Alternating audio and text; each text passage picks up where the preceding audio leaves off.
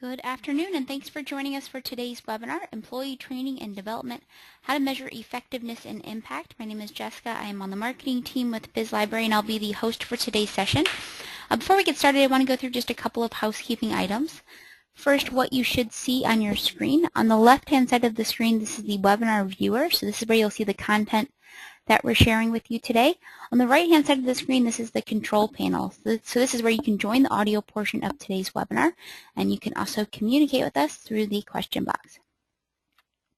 The default mode for the control panel is for it to collapse. If you want to open the control panel back up, simply click the orange box with the white arrow in it, and it'll expand for you. All of today's attendees are in listen-only mode.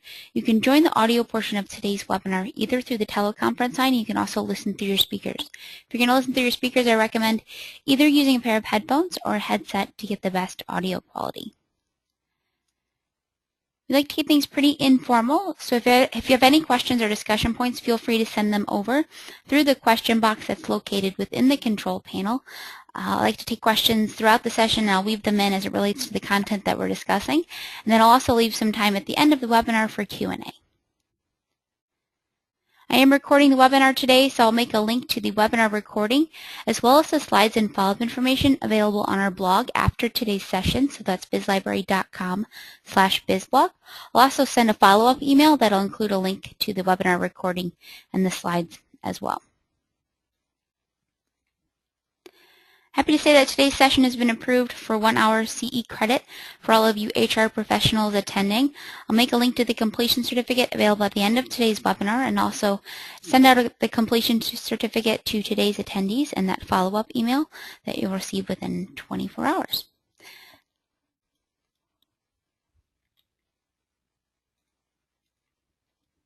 So again, my name is Jessica. I'm on the marketing team with BizLibrary. I graduated from the University of Missouri-Columbia with a degree in journalism. Prior to joining the marketing team, I worked directly with our clients as an account manager. I've been working in the training and development industry now for about 5 years. I'm really active in social media, so I tweet on behalf of BizLibrary at BizLibrary, and also at my own account at Jess L. Petrie. I'm also pretty active on LinkedIn, so I like to share a lot of articles, discussions, and fun research, everything that's out there on human resources, training and development, and marketing. So if you're on either of those social networks, would love it if you'd reach out and connect. Presenting with us today is Chris Osborne. Chris is the VP of Marketing for BizLibrary. He's also worked in a consulting capacity with a Paris-based leadership development consulting firm where he helped organizations design and implement leadership and executive development programs. He's been performing learning, development, and training functions formally since 2000 and informally for organizations since 1987. Prior to Chris's move into the business sector, he practiced law in the areas of labor, employment, and business litigation for over 12 years. He graduated from WashU School of Law with honors in 1987. Chris is also active in social media, so you can find him on Twitter at Chris Osborne STL, and he's also on LinkedIn. Just to give you a little bit of background on BizLibrary, BizLibrary is a leading provider of online employee training and e-learning solutions. The award-winning content library contains more than 7,000 online employee training videos covering every business training topic imaginable. So that includes communication skills, leadership and management, sales and customer service, compliance training, desktop computer skills, and more. Additionally, BizLibrary's LMS, or Learning Management System, and social learning technology platform help HR and training leaders improve and manage employee learning. All right, so enough about us. A quick poll question to tee things up for today. So you should see the poll pop up on your screen in just a minute. So how do you currently measure your program or your training program and efforts? Is it A, don't worry, be happy, smile sheets all the way? B, completion, hey, at least they did something. C, we make an effort to track behavior changes. D, data-driven, the more information and analysis, the better. Or E, something else. Hey, Jessica, how you doing? Hey, Chris, I'm good. How are you? I'm recovered from a Lyme. You're recovered? That was a quick recovery. So for me especially, yeah. Right. We finished up our annual client conference here in St. Louis yesterday, so we've had a very busy last few days. So We're very happy to be back into sort of a normal mode, and we love doing these webinars, so we're happy to have you all with us today. Yeah, we should have a good crowd today. There's a lot of interest in today's session, so excited to have everyone with us. Yeah, this is by the way, this is one of your better polls. I love the "Don't worry, be happy, smile sheets all the way" choice. That's a really good one. But the thing about this that's interesting, at least from my perspective, is this should look familiar to all of you. Some of this is inspired by, though not directly taken from, the Kirkpatrick 4 levels. So just kind of curious as to where everybody fits into this. I know what the market research tells us, but it'll be curious to see how this group does. Yeah, I'll go ahead and close it out, share the results. So it looks like we've got 38% of today's attendees are measuring completion, so hey, at least they did something.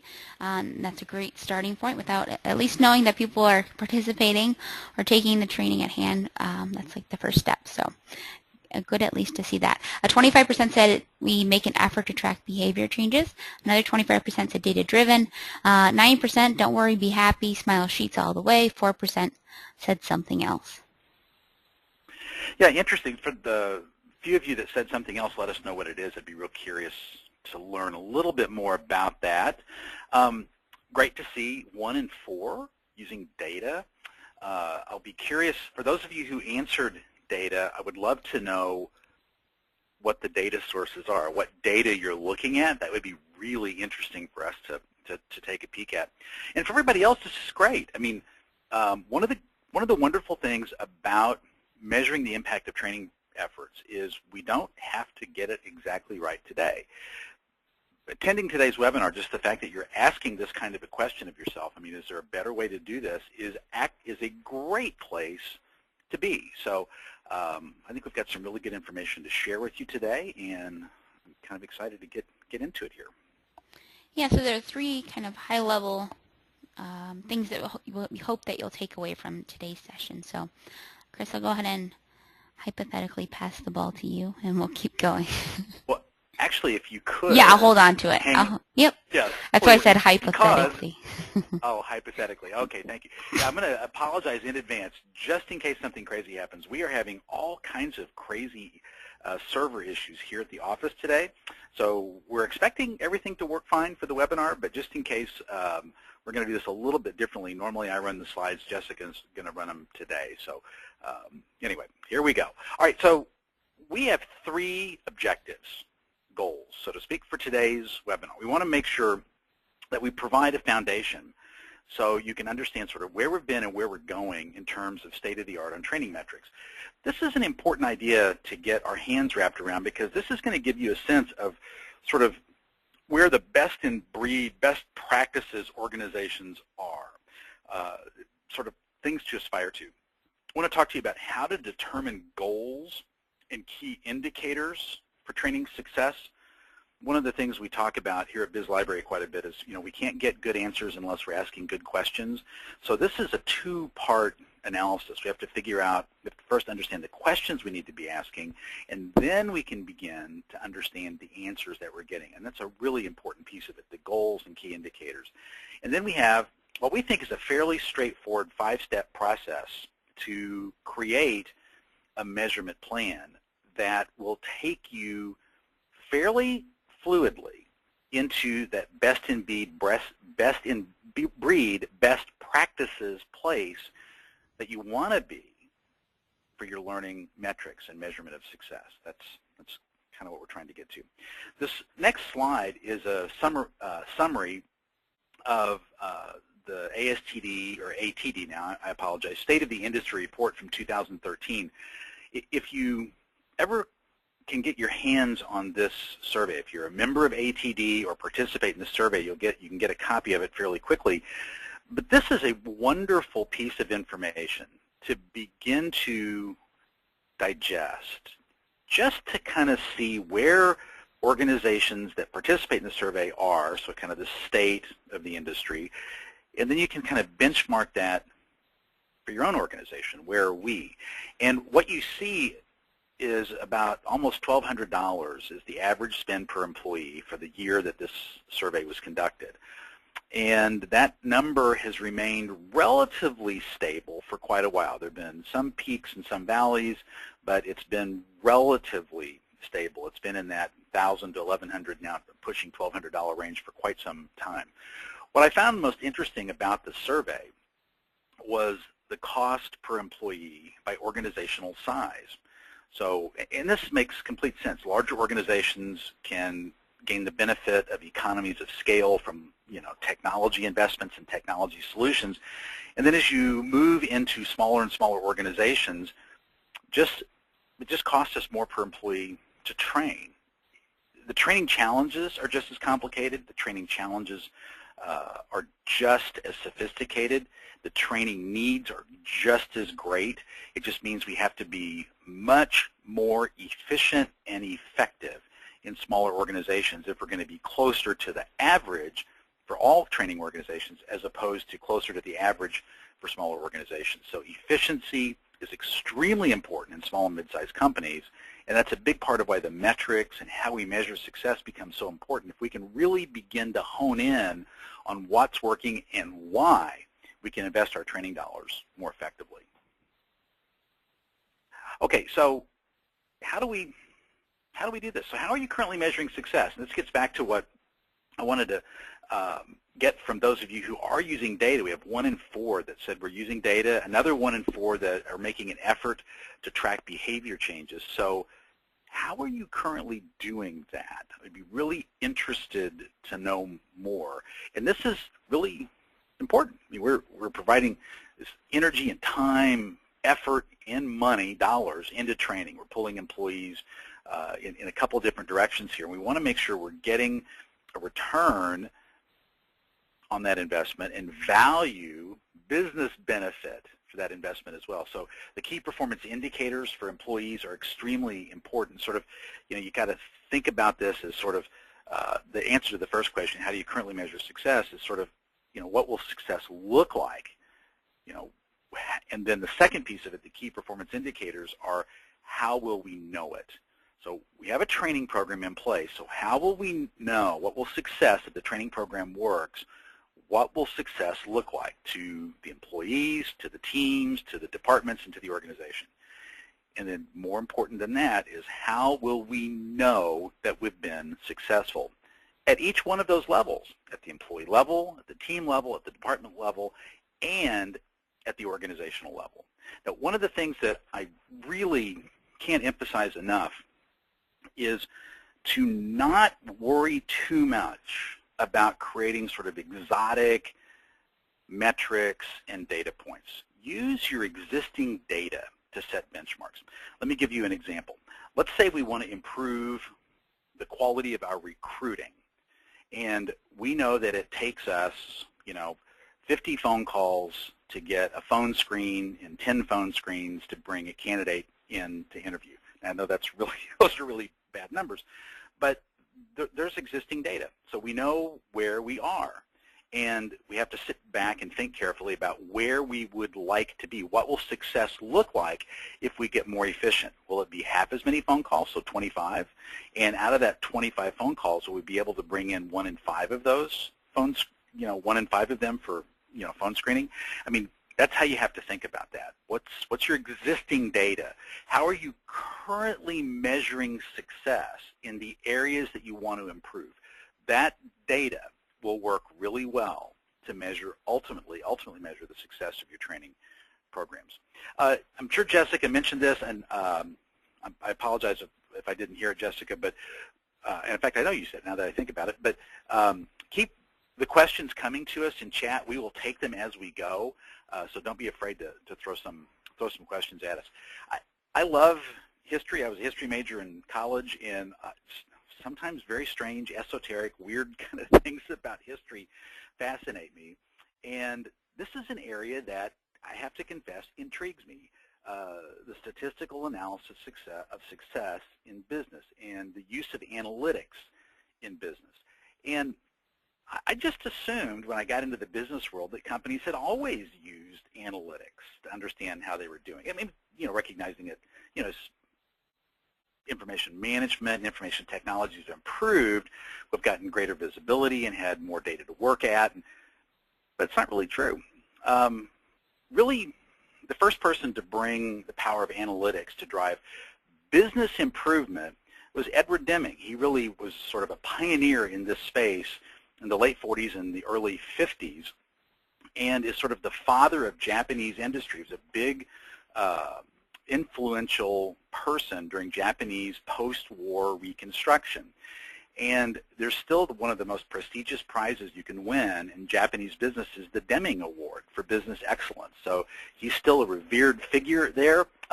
Some of his work is finally being recognized in the United States, and you start to see it with, the rise of sort of lean and, the green belt type stuff, a lot of analytics around some of that. Then we move into 1954, and Peter Drucker published a couple of incredible books, but he really began to, he was the first person to coin the term knowledge worker, at least the first person that I know of. There may have been others, but he was the first one that I'm aware of.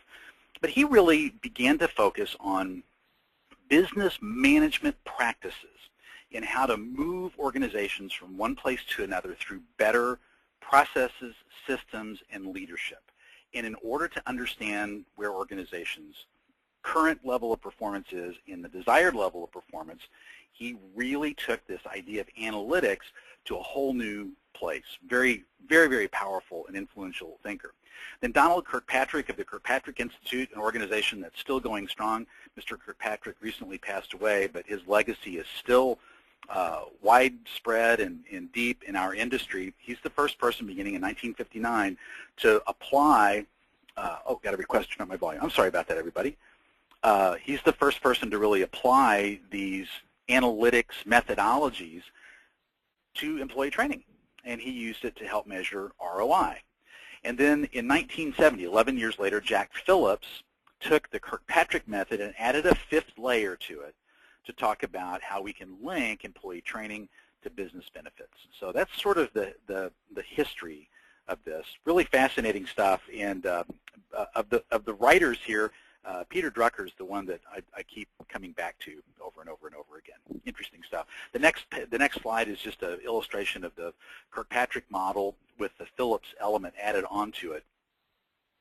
Yeah, so you've got the 4 levels of Kirkpatrick. In case you're not familiar with them, this is wonderful stuff. But the reaction of the participants is level 1, and then the level 2 is, does the participant believe they increase their knowledge, improve their skills as a result of the training.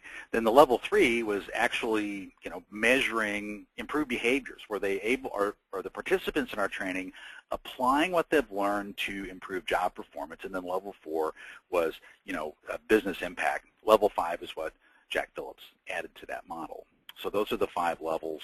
If you hear us refer to the Kirkpatrick-Phillips model, that's what we're referring to. The Kirkpatrick model are the first 4 levels.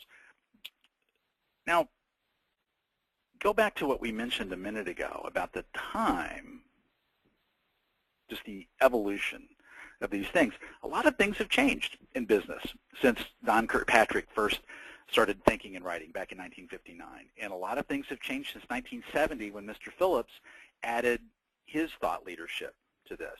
I mean, just the cost of gasoline, the average cost of a new home.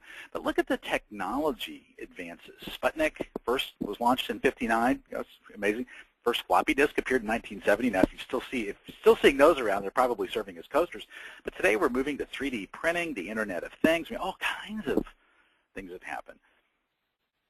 Business has changed.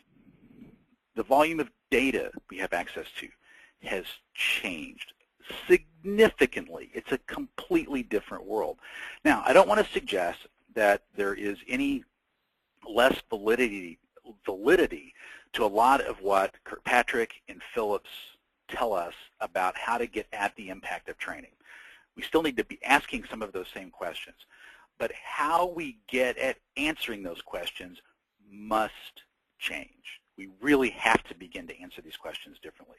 So one of the big challenges, this great next slide is a great quote. I love this quote. It's not the 95% that's right that makes something work. It's the 5% that's wrong that messes everything up. That's from Measuring, Managing, and Maximizing Performance by Will Kaidos. And that's kind of how I look at the Kirkpatrick Phillips and sort of the traditional methodologies of measuring training performance.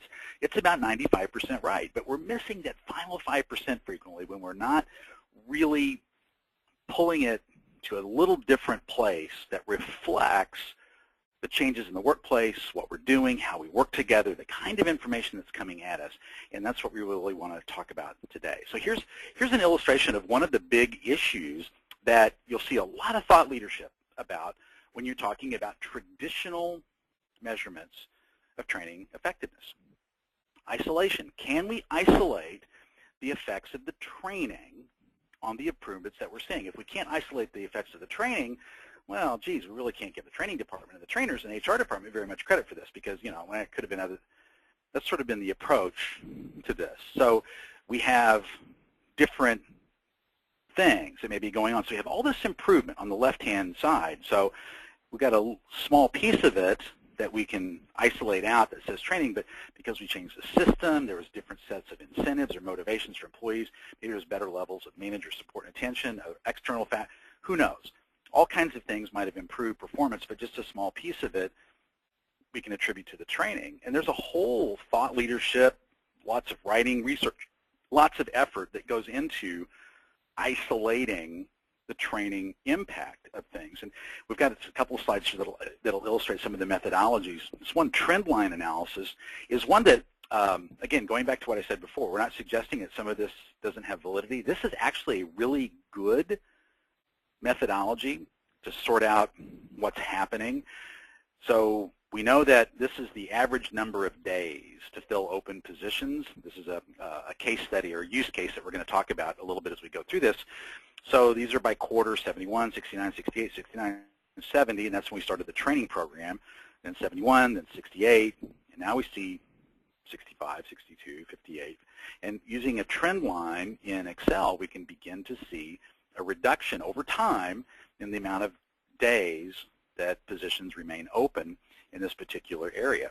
So this begins to tell you, well, we started the training here, and from that point forward, we've seen steady reduction in the number of days, while prior to the training it was fairly flat from 71 to 70. So trend line analysis is one way, and it remains, I think, a very effective way of illustrating the effective training some ways and sometimes. Then there's a control group. I'm just going to spend a moment on this because, quite frankly, you're going to see this mentioned a lot in the thought leadership. I am not a fan of the control group. Jessica's got a great take on this.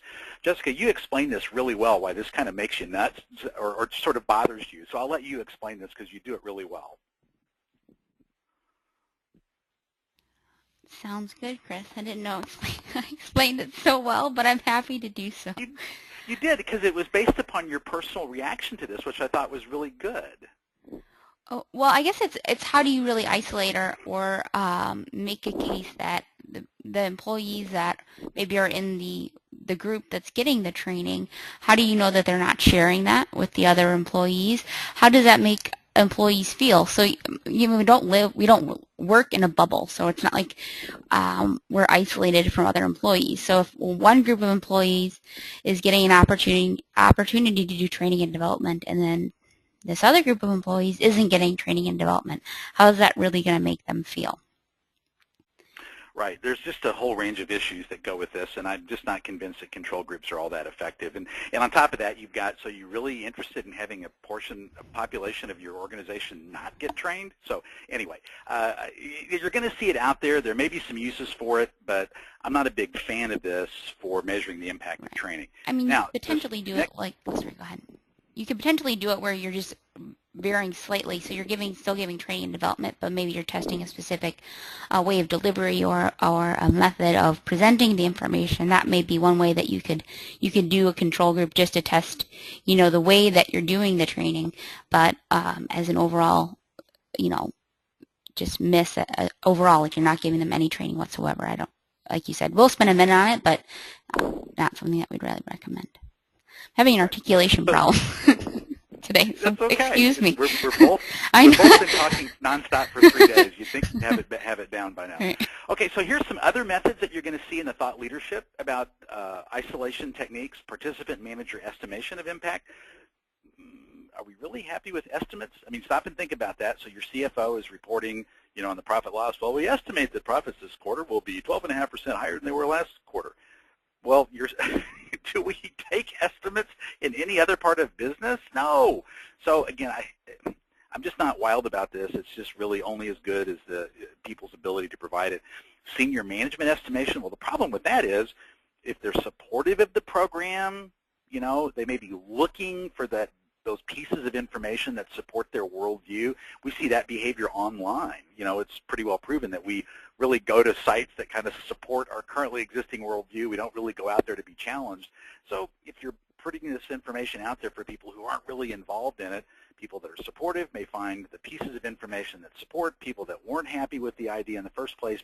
So anyway. And then the success case method. This is an emerging methodology which I find fascinating. And I think this methodology is one that holds great promise for best practices and best-in-breed organizations going forward. And it really asks 2 foundational questions. What did this person learn that was new? And how did that person use that content to improve their performance?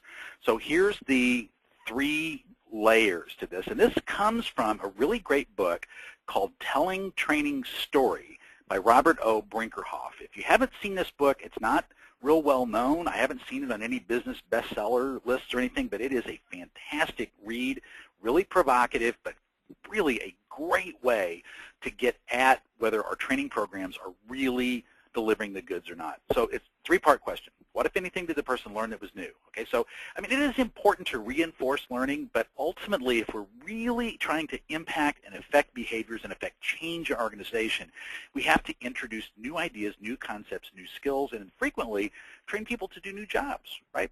So 2, how, if at all, did this person use the new learning in some sort of job-specific behavior? This is a big difference. Slightly different wording, but the focus is rather significantly different from the Kirkpatrick methodology. Kirkpatrick methodology was survey-based. You ask the employee, can you use what you've done on the job? And there was an attempt to identify some job-specific, some behavior outcomes. In the success case methodology, we're going to talk to you how you can really get down into that. And did the usage of the learning help produce any sort of worthwhile outcome? Now, one of the things that we're going to talk about when we get into this in some detail is the idea of isolation. And one of the things that I found most fascinating, and truthfully it was really a great aha moment for me, was Brinkerhoff's challenge to the whole concept of trying to isolate training effects. He's saying, forget about that.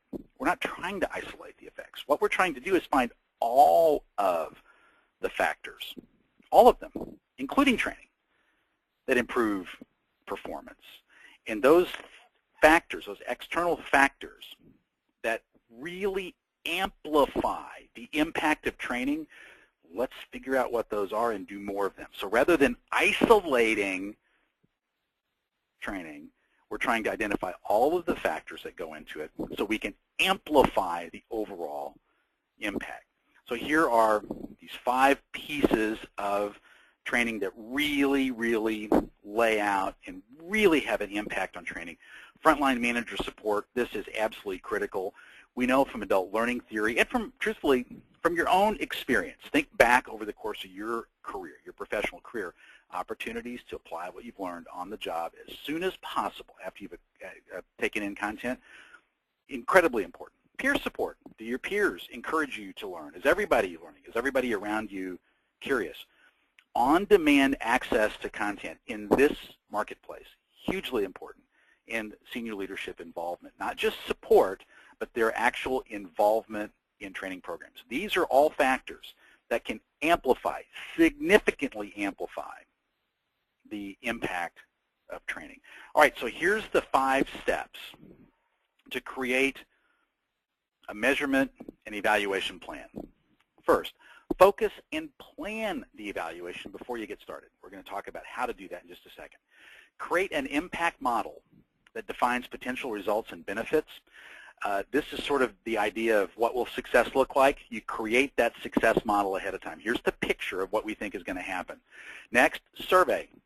Ask questions to gauge overall success versus non-success rates. We'll talk about that in a second.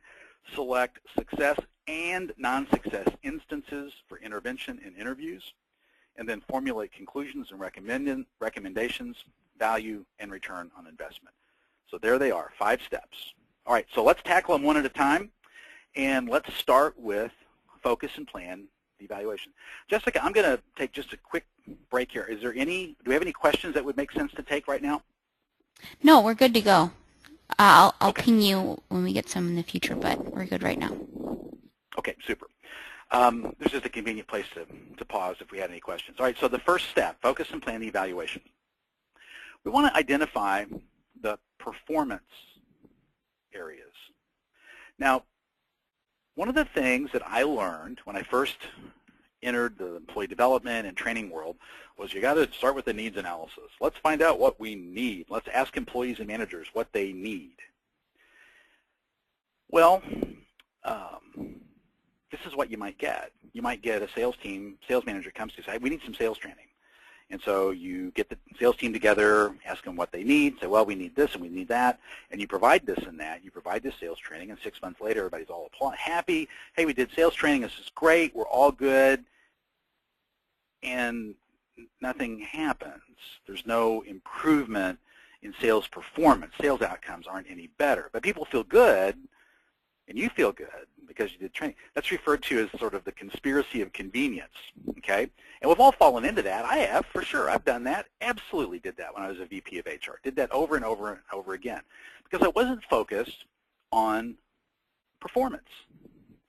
When your sales manager comes to you and says, we need sales training, you should step back and say, okay, where are the performance gaps that we're trying to improve? What performance needs to be improved specifically? Oh, well, need to sell more. Okay, well, how do you propose doing that? What's preventing you from selling more today? Is it your close rate isn't good enough? Is it your negotiation skills aren't very good? Is it your phone skills? What specific behaviors need to improve from their current state to a desired state so that the overall performance of the individuals and the team and the organization improve? What are those performance gaps? That's what we have to focus on.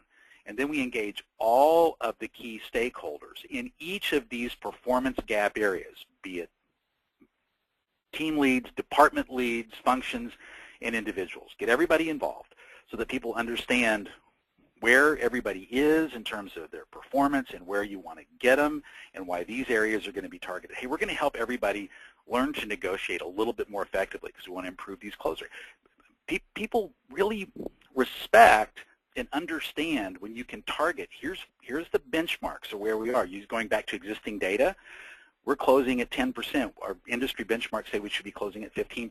So here's what we're going to do to move the needle from 10 to 5. These are the behaviors that we see gaps in performance in.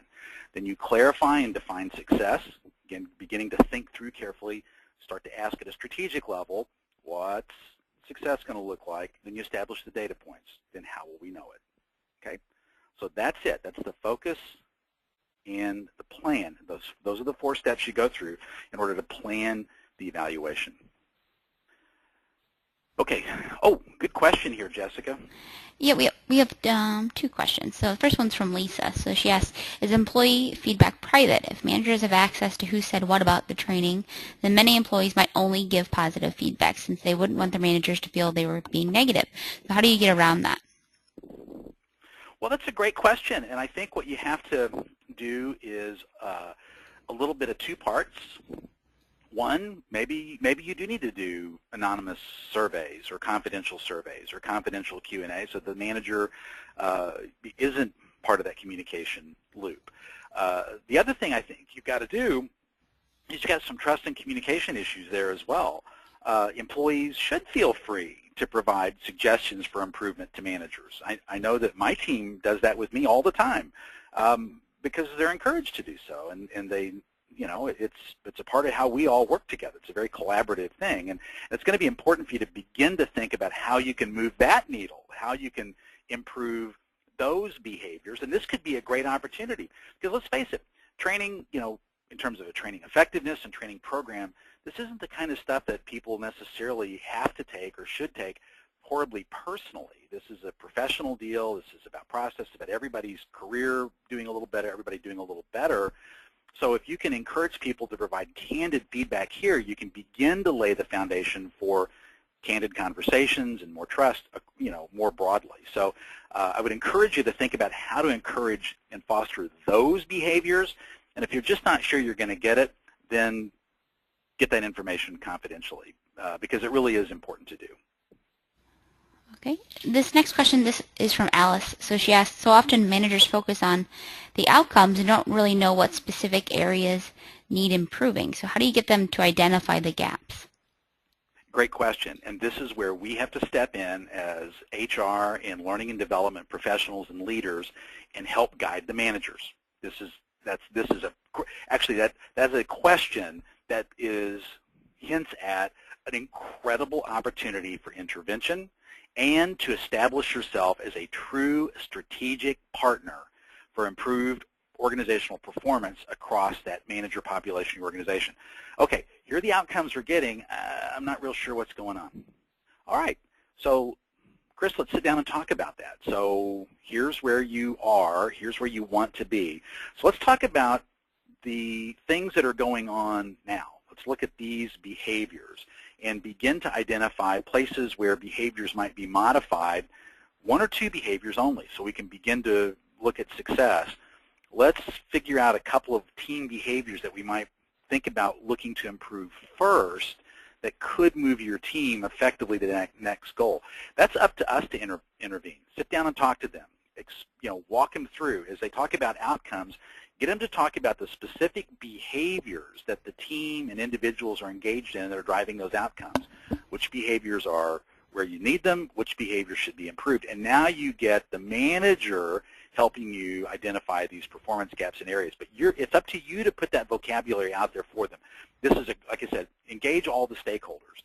This is not, this is a very deliberate word choice. This isn't poll them or simply ask them.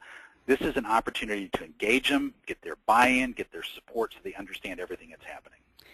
And I'd just add one specific way that I've seen some clients identify the gaps is through sort of like a skills assessment. So basically they'll outline maybe 5 or 6 key competencies, either based on the organization or maybe based on their job role. And then from those key competencies, they have maybe 5 or 6 key behaviors that they've defined that support that competency based on that employee's role. And then to each of those behaviors, they've assigned like a Likert scale, so like 1 to 5. So on a scale of 1 to 5, how much do you or does your employee demonstrate this behavior? So then if you have everyone within a team or within a specific group that you're targeting, you're able to look at that scale. You can start to identify both individual and group gaps based on that. So you could either do it, manager employee, or you could do something like a 360 degree review. And then we have one more question, Chris, from Nicole. So she asked, how often should this evaluation take place to be most effective? So should it be like an annual review, biannually, quarterly, monthly? What would you recommend? Well, I would say at a minimum monthly. And if you can do it weekly or biweekly, it's even better. The more often, the better. So that the first meeting is to get them engaged and identify the performance gaps. And then from there, the more frequently you can sit and talk about the current state of performance compared to the desired state of performance and understand, why that difference exists, the more frequently you can have that conversation, the more frequently you can make adjustments. So you can adjust training, you can adjust, hey, we can get new content to you here, we can help you with this, we can help you with that, the better chance both you and the manager have to achieve your goals. So don't wait for a year, because by then, too much time's gone by, you can't go back and fix things. If you do it quarterly, yeah, that's a really tough amount of time to wait. I would get your training program rolling, establish benchmarks, engage them, and start talking to them, I would say at least monthly, to understand where everybody is, what's working, what needs to be improved, and how you can help them out. I think that's sort of like the minimum length of interval there. All right, so that's the first piece of it. All right, so we're going to get in here and we're going to set our plan. We're going to focus on the evaluation. Now we have to create this model for success. So this is, remember at a strategic level I said that first question we ask is what will success look like? All right, so now we're really going to start to fill in the blanks. So the first piece is kind of the sketch on the paper.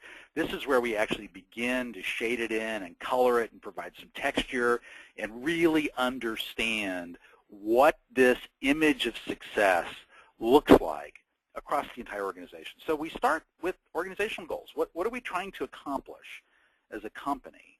And then what are the business unit goals that support those organizational goals? This next layer down is critical. We have to understand the behaviors that our employees have to engage in or the actions that they have to take in order for us to achieve the goals. So we have to understand it from two perspectives. Where are we today, the current state, and what's the desired state of behavior? What's the desired actions that we need them to take, and how do we bridge that gap? That's that evaluation of employee skills and knowledge. So we're going to improve things in those specific areas. Go back to what I mentioned earlier, that sort of conspiracy of convenience. So we want to improve sales. All right, so you provide broad sales training. Well, that doesn't do anything because you didn't identify the specific behaviors or the actions that the sales team needed to take to actually improve their numbers. When you dive into it, you realize, well, geez, they don't understand email communication very well. So deals are falling off rapidly.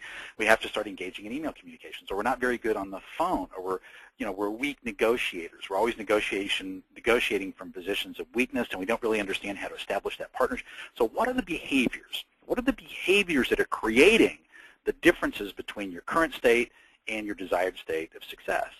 And that's why this becomes so important. And now we can begin to hone in on the skills or knowledge that we have to improve aimed at those specific behaviors. So that's why this is so important, such an important part of this. All right, so the next piece of this is we want to gauge the overall success versus non-success rates. Now, we just borrowed this very directly from the book we mentioned earlier. This is these are some survey questions, or a survey question. Which statement below best describes your experience since participating in the performance management training? I've learned something new, I've used it, and it's led to some very worthwhile results. I've learned something, but it can't, while I may have learned something new, not been able to use it yet, already knew, I don't think I can really.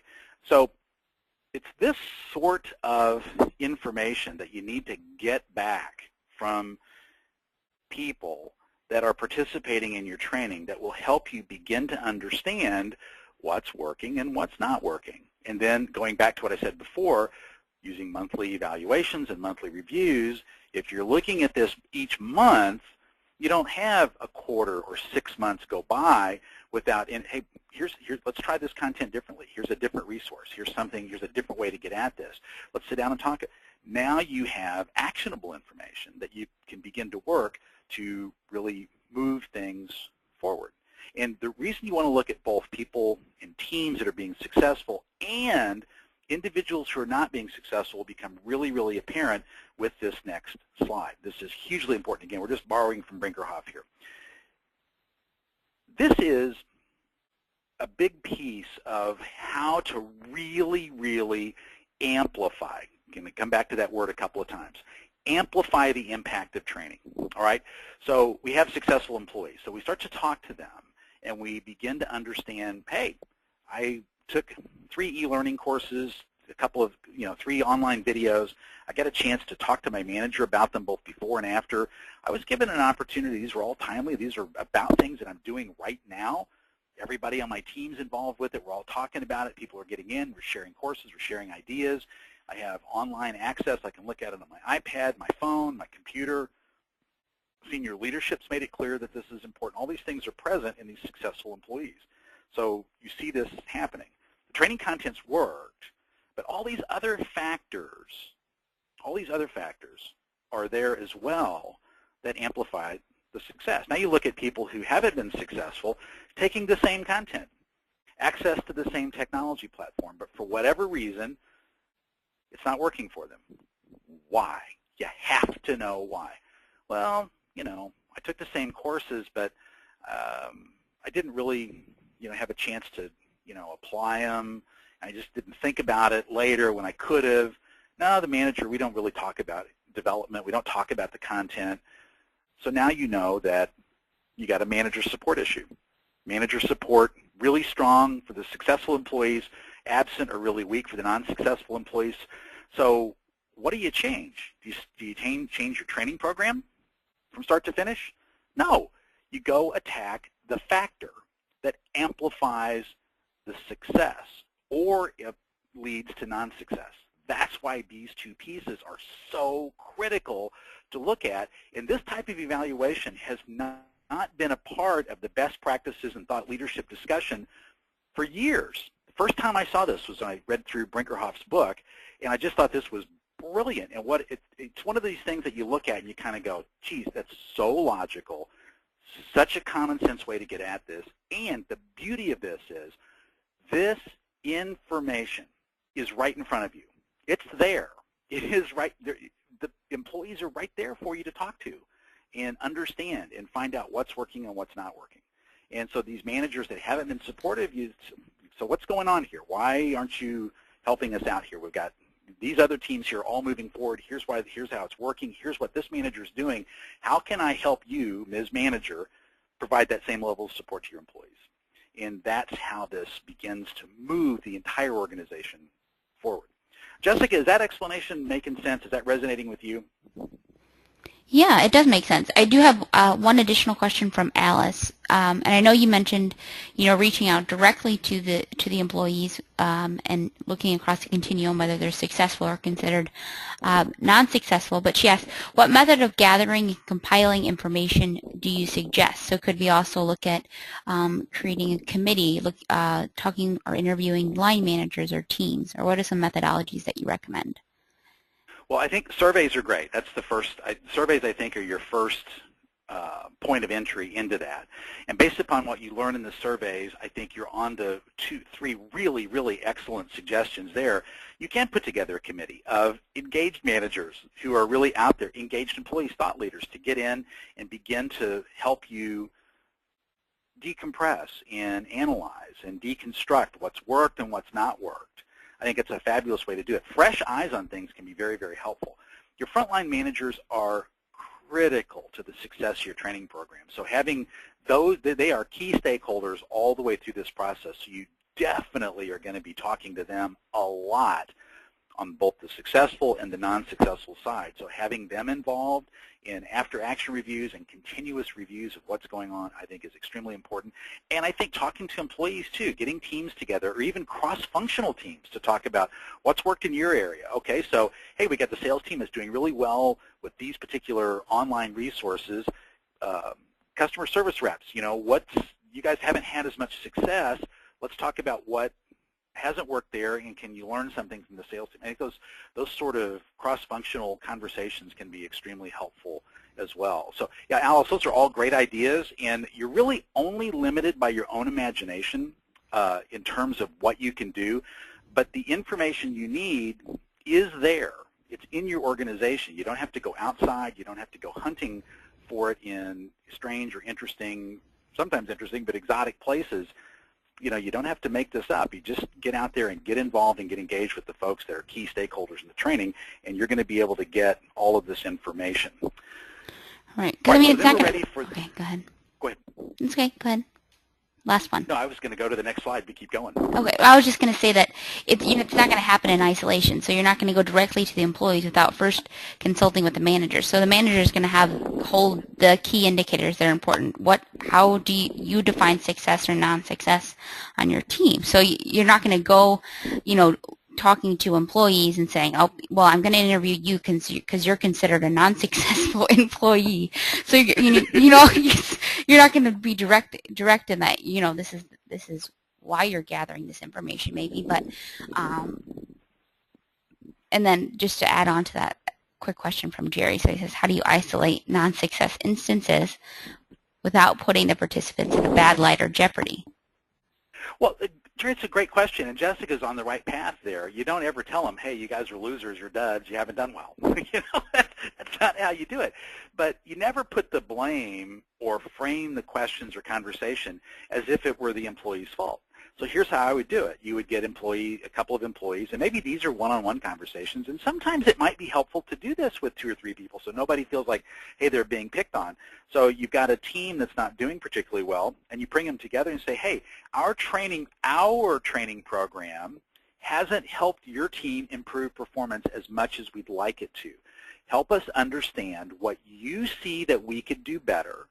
How could we communicate its value more effectively to you, and what could we do to increase or improve your participation and commitment to improvement? What can we do to help you? If you begin to phrase meetings that way and ask questions that way and get your mind wrapped around a vocabulary that is open and non-threatening, you can do it. I've done it. When I used to do consulting work, Jessica mentioned that we did.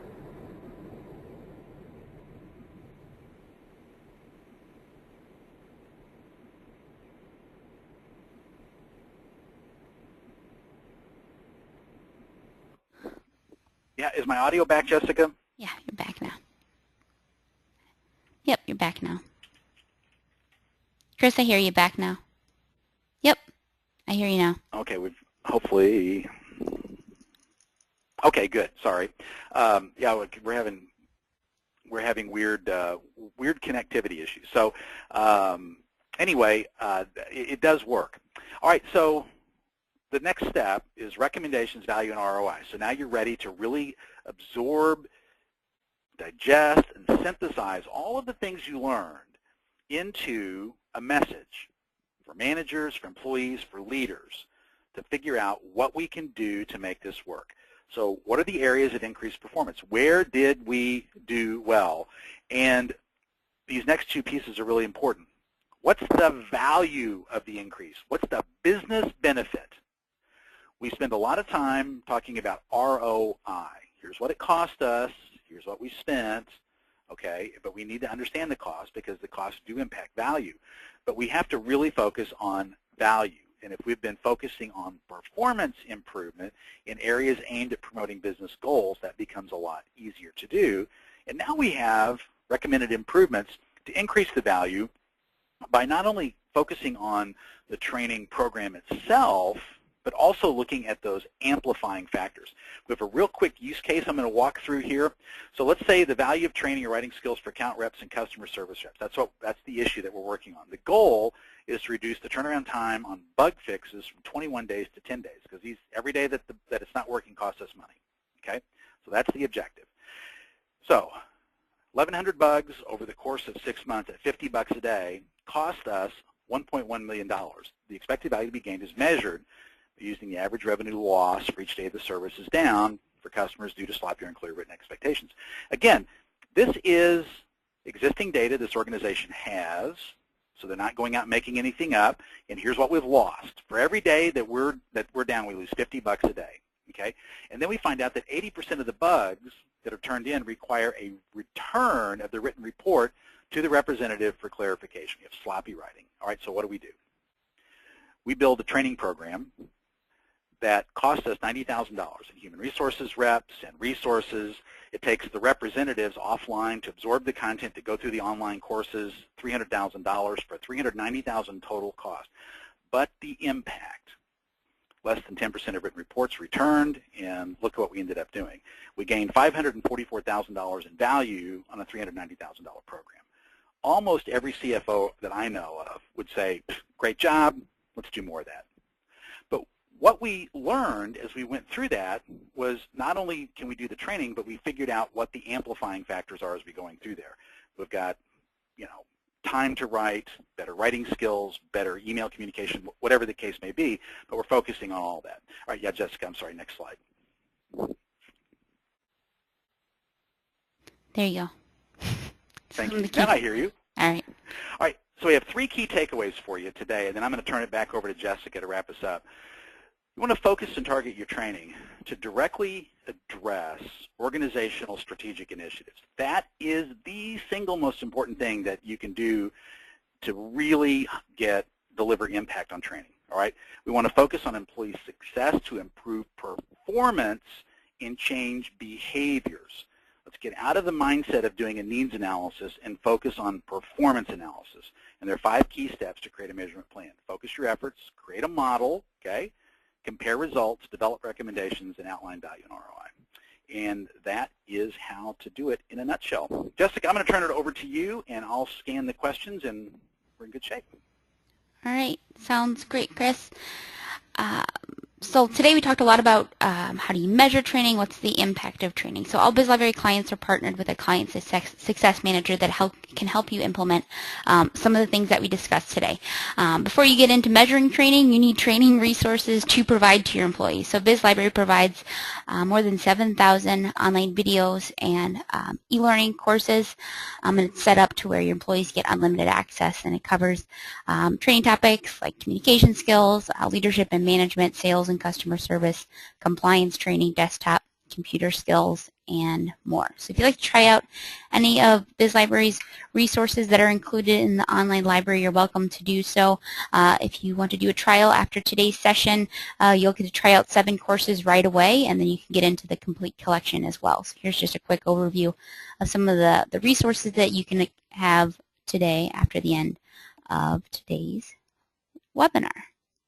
So I'll put up a quick poll question and just let me know if you're interested in trying out any of the resources shared. All right, Chris, so questions. So we asked quite a few in today's session, but another one that we got in from Angel is, what is the difference between a learning output and a learning outcome?